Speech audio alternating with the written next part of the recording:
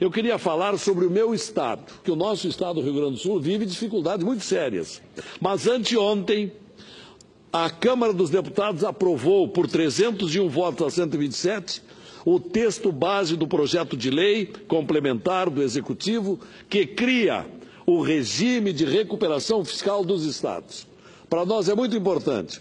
O objetivo, ora, é evidente, é óbvio, ajudar os entes endividados em troca de contrapartidas, como, e aí o que nos preocupa no Rio Grande do Sul, se instalou lá uma grande discussão. Contrapartidas para aderir ao regime da recuperação fiscal. Venda de estatais.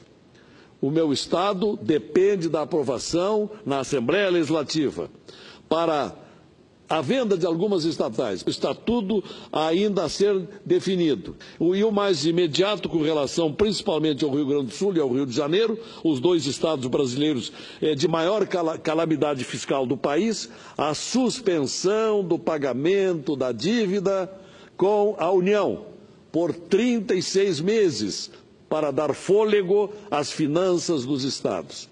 Só para o Rio Grande do Sul, isto vai permitir uma retenção para investimentos internos de 9 bilhões de reais nesses 36 meses, o que, então, poderá permitir a regularização do caixa, deixando de atrasar os salários, do funcionalismo, como vem acontecendo. Esta situação permitirá que o Estado busque, inclusive, empréstimos, oferecendo como garantia futura exatamente a privatização de algumas estatais, no que, repito, dependerá da aprovação da Assembleia Legislativa. Poderíamos concordar aqui que a aprovação desse projeto, que cria o regime da recuperação fiscal, resolverá um problema momentâneo, com o fôlego de 3 anos sem pagar as prestações mensais da dívida. E o Rio Grande do Sul tem hoje uma das maiores dívidas do país, com a União, 50 bilhões de reais.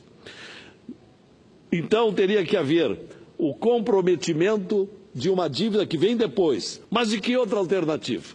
Se não fizer isso, qual é a outra alternativa a não ser este acordo de renegociação da dívida com a União Federal?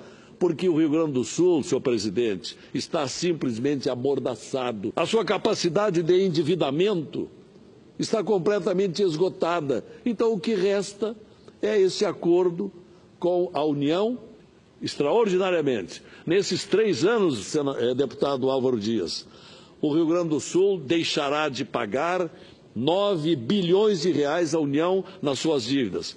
Mas quando voltar, terá uma dívida, pelo que dizem os auditores do Rio Grande do Sul, uma dívida desses 9 bilhões se transformarão em 16 bilhões de reais. São muitos os nossos problemas lá no Rio Grande do Sul. Tem a dívida dos precatórios, de 9 a 12 bilhões, mais ou menos. O governo do Estado, até hoje, não conseguiu cumprir o que estabelece o piso salarial dos professores. Isto é uma triste herança, uma herança maldita do atual governador, que não tem nada a ver com essa dívida, que foi inclusive aumentada consideravelmente pelo governo que o antecedeu.